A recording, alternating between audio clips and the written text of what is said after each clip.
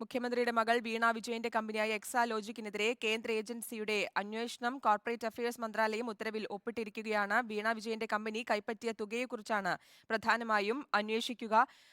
4 മാസത്തിനുള്ളിൽ അന്വേഷണം പൂർത്തിയാക്കി റിപ്പോർട്ട് സമർപ്പിക്കണമെന്നാണ് ഉത്തരവിൽ പറയുന്നത്. വീണ വിജയന്റെ കമ്പനി മുഖ്യമന്ത്രിയുടെ മകൾ വീണ വിജയന്റെ കമ്പനിയായ എക്സാലോജിക്കിനെതിരെയാണ് കേന്ദ്ര ഏജൻസി അന്വേഷിക്കാൻ തയ്യാറെടുക്കുന്നത്. വിവരങ്ങൾ നൽകാൻ നോബൽ മാരിക്കാരൻ ചേരുന്നുണ്ട്. നോബൽ, കൂടുതൽ വിവരങ്ങൾ.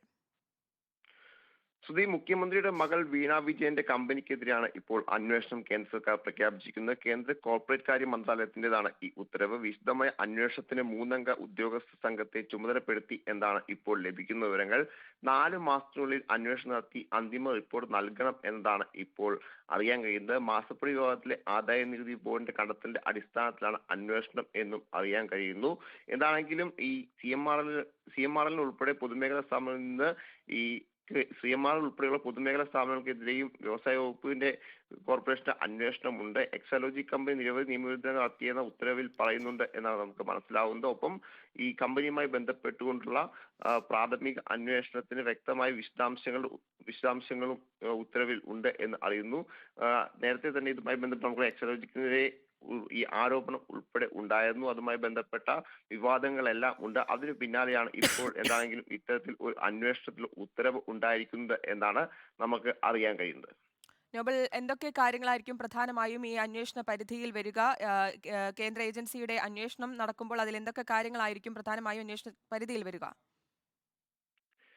പ്രധാനമായും ഇതിലെ സാമ്പത്തിക ഇടപാടുകൾ തന്നെയായിരിക്കും അന്വേഷിക്കുക എന്ന കാര്യത്തിൽ യാതൊരു സംശയവുമില്ല. കാരണം ഏത് തരത്തിലാണ് ഈ മാസപ്പടി വിവാദം ഉൾപ്പെടെ ഉണ്ടായ ആ സാഹചര്യമൊക്കെ പരിശോധിച്ച് അല്ലെങ്കിൽ കൂടുതൽ സാമ്പത്തിക ഇടപാടുകൾ ഇതിൽ നടന്നിട്ടുണ്ടോ എന്നടക്കമുള്ള കാര്യങ്ങളായിരിക്കും ഉണ്ടാവുക എന്നാണ് നമുക്ക് മനസ്സിലാവുന്നത്. എന്താണെങ്കിലും ഈ മാസപ്പടി വിവാദത്തിൽ നേരത്തെ തന്നെ ആദായ നികുതി ബോർഡിന്റെ കണ്ടെത്തലിന്റെ അടിസ്ഥാനത്തിലാണ് ഈ അന്വേഷണം എന്ന കാര്യത്തിൽ യാതൊരു സംശയവുമില്ല. അതോടൊപ്പം തന്നെ കൂടുതൽ ഏതെങ്കിലും തരത്തിൽ സാമ്പത്തിക ഇടപാടുകൾ നടന്നിട്ടുണ്ടോ എന്നടക്കമുള്ള കാര്യങ്ങളും ഈ അന്വേഷണ പരിധിയിലേക്ക് എത്തും എന്നാണ് നമുക്ക് ഈ ഘട്ടത്തിൽ അറിയാൻ കഴിയുന്നത്. അത്തരത്തിൽ ഉള്ള അന്വേഷണമായിരിക്കും എന്താണെങ്കിലും ഈ കേന്ദ്രത്തിന്റെ ഭാഗത്ത് ഉണ്ടാവുക എന്ന് അറിയുന്നു.